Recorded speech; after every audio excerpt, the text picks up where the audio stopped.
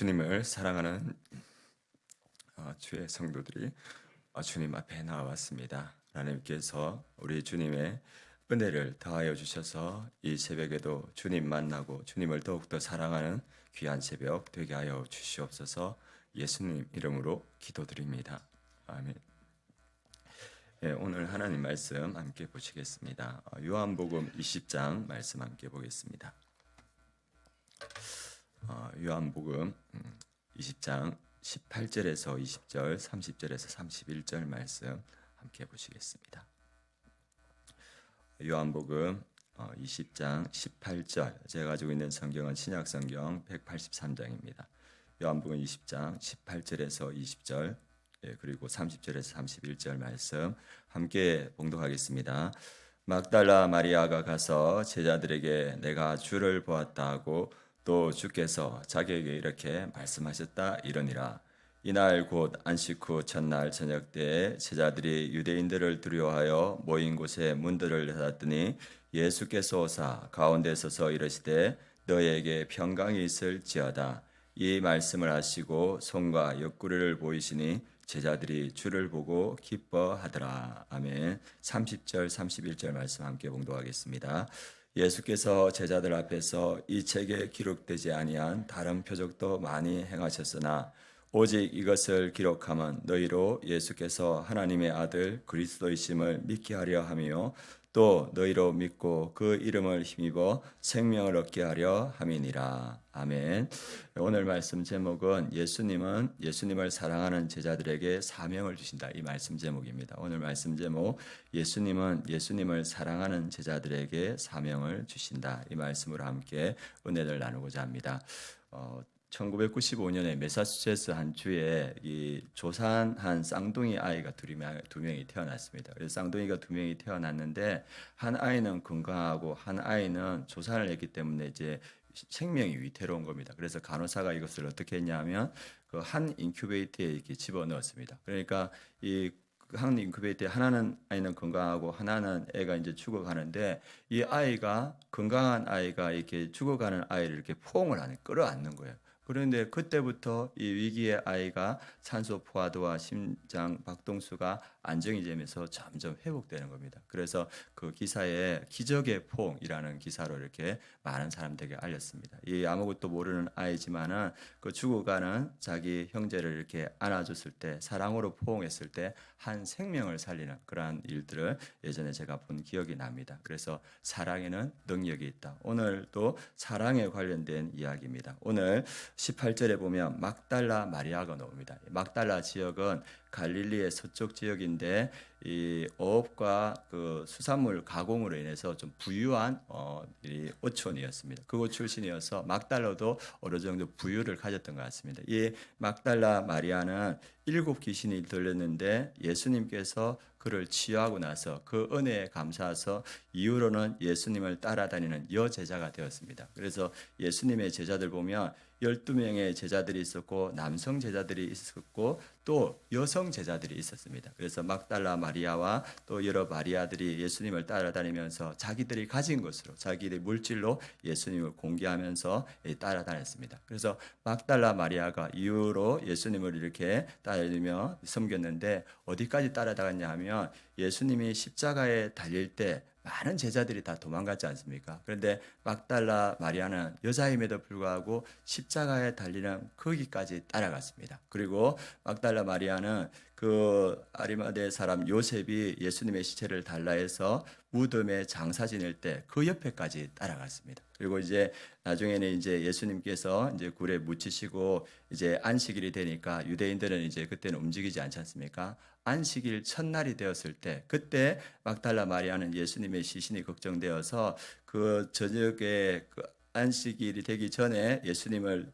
그 무덤에 묻다 보니까 시간이 부족해서 향품 처리를 다 못해서 막달라 마리아 몇몇 여인이 향품을 준비해서 안식 후 첫날 가장 먼저 무덤을 향해 달려갔습니다. 그래서 무덤에 가보니까 이 문이 열려 있고 시신이 없는 거예요. 그래서 그 막달라 마리아가 그 베드로와 요한에게 예수님의 시신이 없어졌다 이렇게 말하니까 베드로와 요한이 가보고 시신이 없으니까 베드로와 요한은 그 자리를 떠났습니다. 그런데 이 막달라 마리아는 그 자리를 떠날 수가 없는 거예요. 사랑하는 예수님의 시신이 없으니까. 그래서 그 무덤 앞에서 하염없이 울고 있으니까 천사가 나타나서 왜 울고 있느냐 이렇게 말하고, 그리고 예수님께서 그에게 나타나십니다. 예수님께서 그에게 나타나서 어찌하여 울며 누구를 찾느냐 예수님께서 말하는데, 이 마리아는 그 예수님이 부활하셨음에도 불구하고 예수님인지 모르고 동산지기인 줄 알고 주여 당신이 옮겼거든 어디 두었는지 내게 이르소서 그러하면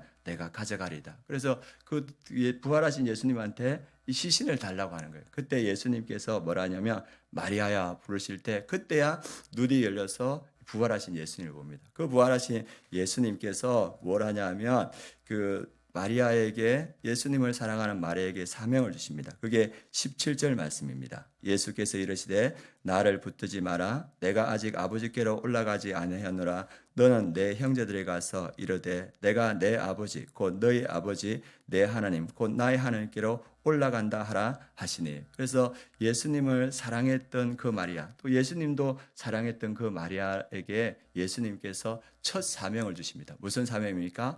가서 예수님이 부활했던 것을 제자들에게 알려라 이렇게 말합니다. 그래서 그 자기가 사랑했던 예수님께서 부활했다는 그 기쁨의 감격을 알고 이 제자 마리아는 그 제자들에게 가서 두려움에 떨고 있는 제자들에게 내가 부활하신 예수님을 보았다, 이것을 첫 증거로 보여줍니다. 그리고 예수님께서는 이제 부활하신 것을 마리아에 보이시고 또 누구에게 보이냐 하면 예수님을 사랑하지만은 두려워서 숨어 있는 제자들에게 가십니다. 그래서 그 사랑하는 제자들에게 가서 예수님께서 어떻게 하시는가, 그 말씀이 21절에서 23절에 나옵니다. 예수께서 또 이르시되 너희에게 평강이 있을지어다. 아버지께서 나를 보내신 것 같이 나도 너희를 보내느라. 이 말씀을 하시고 그들을 향하여 숨을 내쉬며 이르시되 성령을 받으라.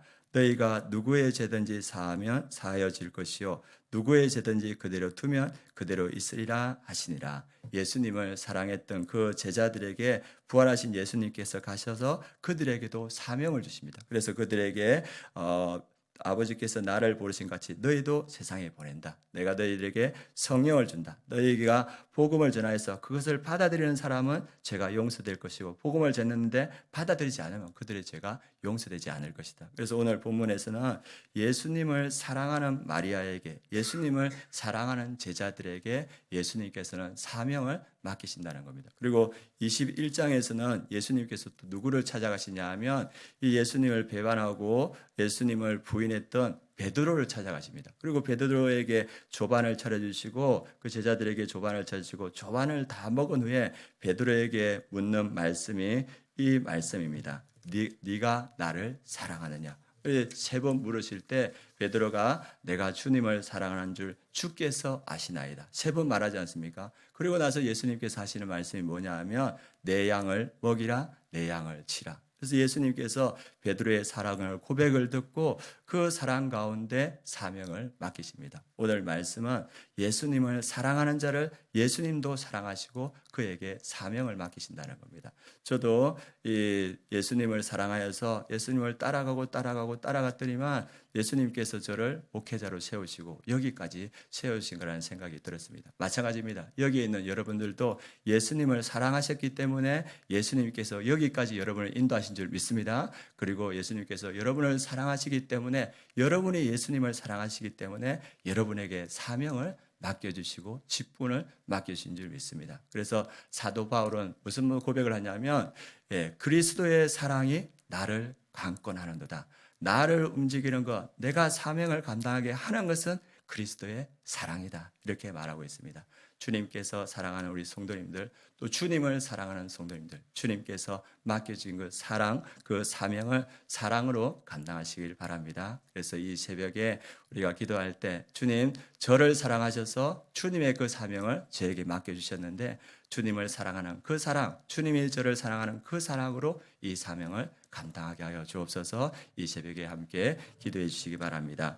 그리고 오늘 기도하실 때 오늘은 군목장 VIP를 위해서 함께 기도해 주시면 감사하겠습니다. 변월순, 김하연, 김상동, 김경남, 김진범, 김서연, 강재원, 허섭, 허지훈 이분들을 위해서 함께 기도해 주시고 이제 이틀 후에는 수능을 칩니다. 우리 김현지, 신은지, 신찬우, 안승준, 이경주, 정유진 이 자녀들이 또 믿음 안에 서고 또 수능을 잘 볼 수 있도록 그리고 2026년 사역을 준비하고 있습니다.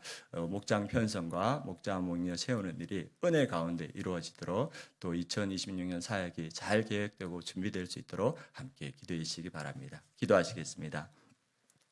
하나님 감사합니다. 우리가 연약함에도 불구하고 주님을 사랑하는 우리의 마음을 보시고 우리를 사랑하시고 주의 사역을 사명을 우리에게 맡겨주심을 주님 감사합니다. 우리가 연약하오니 주님께서 우리 성도님들에게 성령의 충만함을 더하여 주시고 주의 사랑을 부어주셔서 주의 사랑으로 주님께서 맡겨주신 이 사명과 을 감당할 수 있도록 역사하여 주시옵소서. 그래서 우리 성도님들의 삶에 사랑의 능력이 나타날 수 있도록 역사하여 주시옵소서.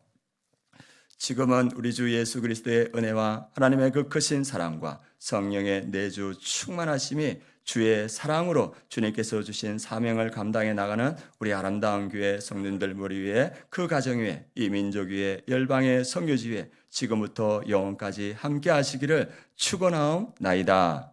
아멘. 우리 기도 제목